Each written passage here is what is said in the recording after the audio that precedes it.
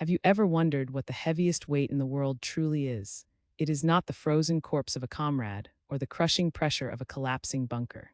No, it is the weight of a belief, a certainty that suddenly collapses inside you. And what is the quietest sound? It is the sound of your entire world shattering, not with a bang, but with the soft, almost negligible clink of a porcelain mug. I have carried that sound with me for 70 years. It is tucked into the deepest folds of my memory, sharper than any shrapnel I ever plucked from a wound. Before the war, my life was a meticulous, sterile grid. As a Krankenschwester, a nurse, I dealt in clean cuts, sharp distinctions, and absolute order. Life was a matter of proper triage. Separate the salvageable from the lost, clean the wound, apply the pressure, save what could be saved. I believed in the absolute, rational clarity of the line drawn between healing and harming, between clean and infected. It was a philosophy that served me well on the Eastern Front, where the world itself was reduced to frozen chaos and the smell of gangrene. I built a fortress of duty around my heart, believing that the fatherland's cause was righteous, and that my efficiency in the face of horror was a form of patriotic devotion. It was the only way to survive the sight of men reduced to meat. The war taught me that the cleanest lines are the first to get blurred by blood, but even the blood could not wash away the propaganda. For 5 years, I was told, shown, and commanded to believe that the Allies, the Amerikaner, the Briton, were barbarians. They were vengeance incarnate, monsters devoid of mercy, driven by a primal desire to annihilate us. To watch German children starve, they were the absolute other, the unhuman force against which we had to defend civilization itself. This belief, hard and cold, was the final splint that held my fractured psyche together. It gave meaning to the freezing, the starving, the losing. It justified the ice around my heart. When they brought me into the Allied Processing Center, a converted, damp schoolhouse in France, I was prepared for the worst savagery. I was prepared for pain, for hunger, for the cold triumph in their eyes. I would give them nothing. I would be granite. I was ready to defy them until my last breath. But the savagery never came. Even now, decades later, the smell of rain on old chalk dust mixed with the faint, sharp tang of antiseptic can take me back to that day, not as a memory seen through glass, but as a room I can step into. The air was perpetually cool, heavy with mildewed textbooks and stale coffee. The rhythmic tap-tap-tap of a typewriter, the hushed, accented voices, it was a symphony of bureaucracy, not battle. That asterisk, quiet asterisk, was the first thing that broke me. The absence of screaming, the lack of artillery fire. It was an unnatural, alien silence that felt more menacing than the loudest barrage. It was the silence of a void, and into that void the truth began to creep. I remember being brought to the makeshift clinic for a routine assessment. My body was bone-weary, starved, and ravaged by a chronic cough I tried desperately to suppress, the remnants of a winter retreat across Poland. The air in the clinic was thick with the strange, clean smell of American soap, a luxury I had forgotten existed. I stood there, spine rigid, my eyes narrowed, daring them to strike. I was facing an American doctor, Captain Thomas O'Connell. He was mid-40s, tired, with lines etched around his eyes that spoke of exhaustion. Not malice. He looked like any exhausted German doctor I had worked beside, only his uniform was cleaner, his face slightly better fed. This was the monster, the barbarian, the vengeful enemy. He did not question me. He did not judge. He simply watched me, his gaze professional, yet strangely gentle. Then the coughing started, a deep, racking spasm that felt like it was tearing my lungs from my chest. I doubled over, trying to stifle the sound, the disgrace, the weakness. When I straightened up, gasping for air, he did not flinch. He did not laugh. He simply turned to a pot on a small, battered stove and poured a drink. He held out a mug to me. I looked at the mug, then at his hand. It was steady, unadorned, not reaching out to strike, but to offer. It was coffee, not the ersatz roasted barley slop we drank for 5 years, but real coffee. Hot, sweet. The temperature of the liquid was a physical shock, a burning warmth that traveled down my throat, not into my stomach, but straight into the frozen core of my chest. I drank it in 3 desperate gulps, the unfamiliar luxury of the sugar and heat momentarily paralyzing my defiance. The sweetness was a taste of a world I had forgotten, a world where things were made to nourish, not just to survive. He watched me finish, then reached into his jacket pocket, extracting a small bottle. He pressed two small white tablets into my palm. They were impossibly clean, impossibly white. For the bronchitis frailene, his voice was low, tired, devoid of triumph. You'll rest better. It was the most devastating act of my entire war. It was a shard of ice-piercing thin glass. I stood there holding the pills, feeling the residue of the coffee on my tongue, and the iron walls of my indoctrination began to ring with an impossible, frightening sound. The sound of truth. I tried immediately to rebuild the walls.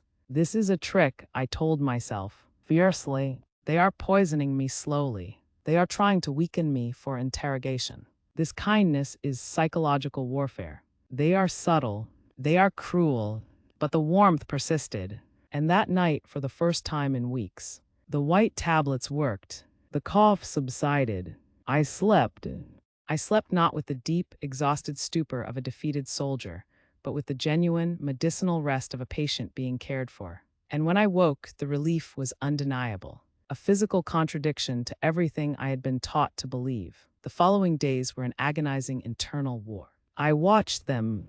I scrutinized every gesture of the Allied personnel, waiting for the mask to drop, waiting for the snarl. The inevitable cruelty. But I saw only mundane decency.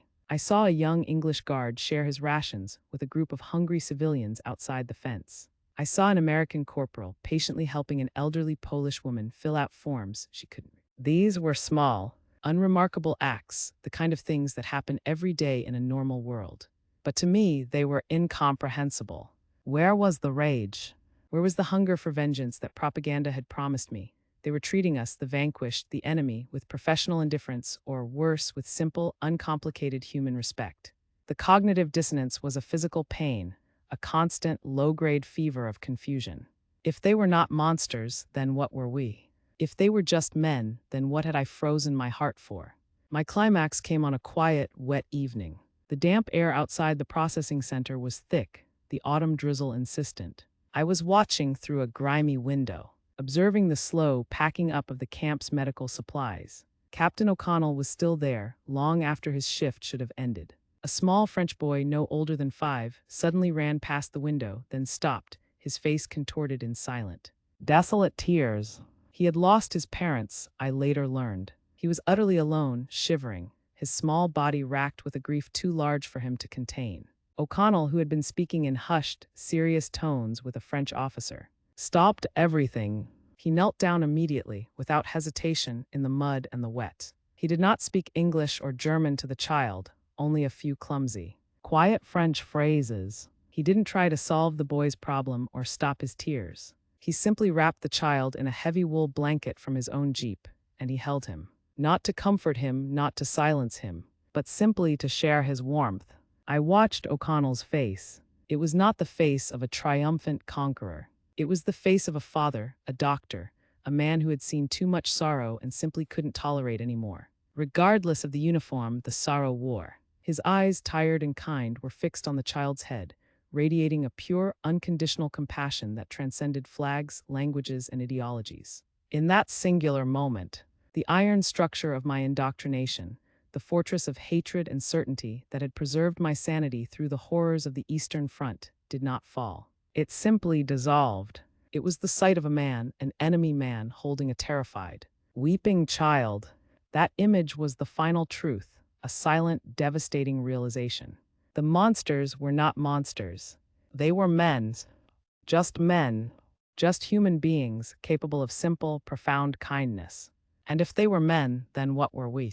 The truth obliterated my worldview, leaving me utterly disoriented in a world suddenly devoid of clear, clean lines. The victory of the Allies was not marked by their bombs or their tanks, but by the devastating, quiet power of a shared blanket and a cup of hot coffee. I spent the rest of my professional life tending to wounds, but I never again saw a clear line between us and them. That simple kindness, the warmth of that mug, the relief from that medicine, it stained my soul with a truth that propaganda could never wash away. My initial, absolute devotion to order and clean distinction was annihilated. The war, for me, did not end with the surrender papers. It ended the moment I realized that triage was not about separating German from Allied, but separating hatred from humanity. I see those tired eyes, Captain O'Connell's eyes. in the faces of strangers even now. They are the eyes of someone who knows that the hardest battle is the one fought not on the frozen steps, but within the small, dark chambers of the human heart,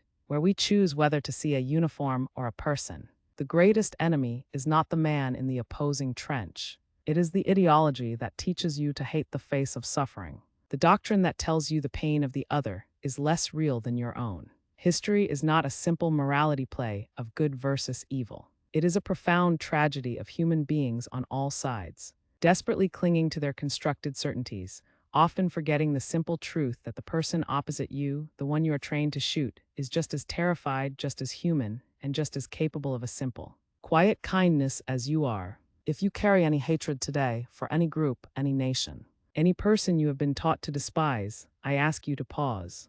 I ask you to remember that the walls of your certainty are built only of paper, and it takes only the quiet offering of a small, hot drink to tear them down. Look for the human face. It is the only real victory we can ever achieve, and it is the only scar that truly heals the world.